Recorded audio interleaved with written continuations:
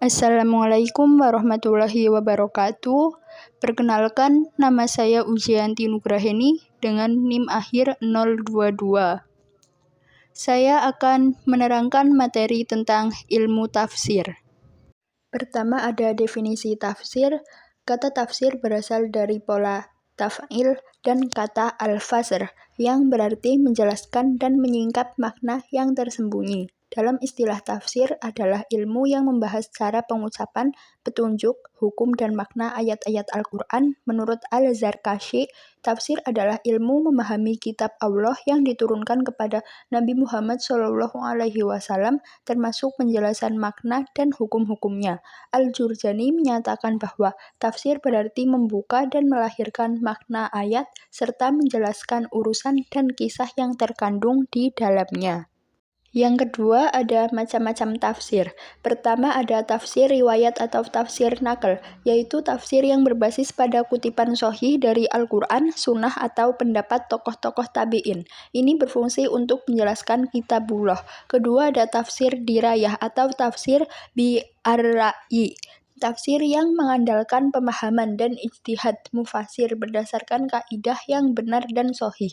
Ini melibatkan penyimpulan makna dengan akal. Yang ketiga ada tafsir isyarah, yaitu tafsir yang memberikan makna lain yang tidak tersurat, hanya dipahami oleh orang-orang yang diberi pemahaman oleh Allah. Ini termasuk ilmu ladani yang diperoleh melalui ketakwaan.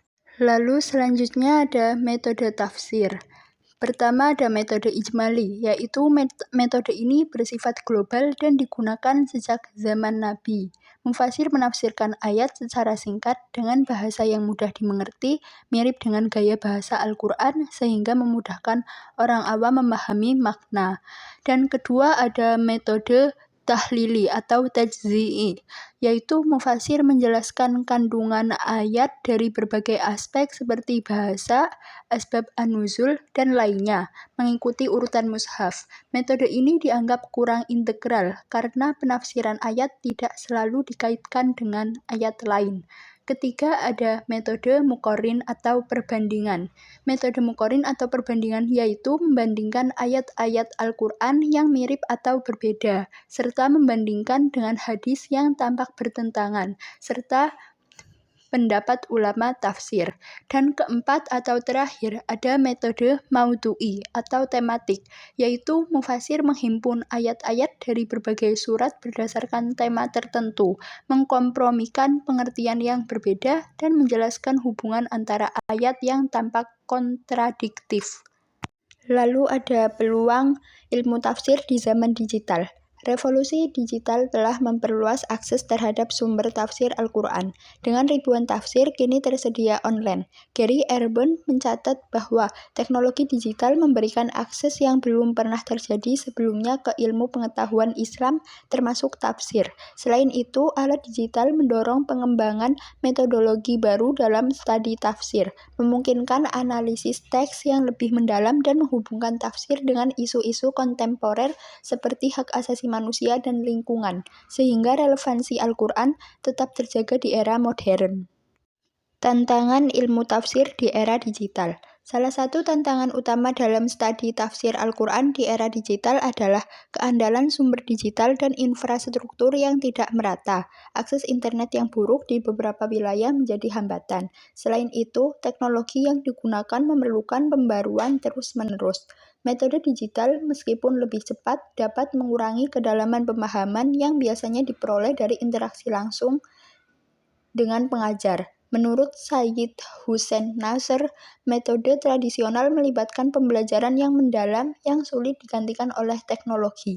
Ada kekhawatiran bahwa ketergantungan pada teknologi dapat mengurangi keterlibatan dalam proses pembelajaran, serta risiko pemahaman yang terlalu teknis dan kurang mempertimbangkan konteks budaya. Adab menafsirkan Al-Quran. Yang pertama ada meluruskan niat, kedua memiliki akhlak yang baik, ketiga menerapkan pengetahuan dalam kehidupan, keempat menyampaikan informasi dengan jujur dan valid, kelima bersikap rendah hati dan lemah lembut, yang keenam menyampaikan kebenaran dengan berani, ketujuh memiliki sikap tenang dan berwibawa, kedelapan berpikir panjang dan teliti, dan yang kesembilan atau terakhir melakukan persiapan dan menggunakan metode yang tepat. Kemuliaan tafsir. Ilmu tafsir memiliki kedudukan tinggi karena bahasanya terkait dengan kalamullah yang agung, mengandung hikmah dan bertujuan mengarahkan umat kepada kebahagiaan hakiki. Tafsir sangat dibutuhkan untuk menyelaraskan agama dan dunia dengan syariat, bergantung pada pengetahuan kitabullah. Hubungan tafsir dan Al-Quran. Al-Quran sebagai kalamullah yang diturunkan kepada Nabi Muhammad SAW melalui malaikat Jibril berfungsi sebagai ibadah dan petunjuk bagi umat Islam. Ia merealisasikan eksistensi manusia dan membangun peradaban Islam yang universal. Ilmu tafsir penting untuk memahami Al-Quran yang merupakan penerang, penyembuh, dan rahmat bagi seluruh alam. Al-Quran dijaga dari kesalahan dan perubahan, dengan penafsiran yang dimulai dari pemahaman, tadabbur, pengambilan hukum, hingga memahami bahasa yang tinggi. Terima kasih, sekian. Wassalamualaikum warahmatullahi wabarakatuh.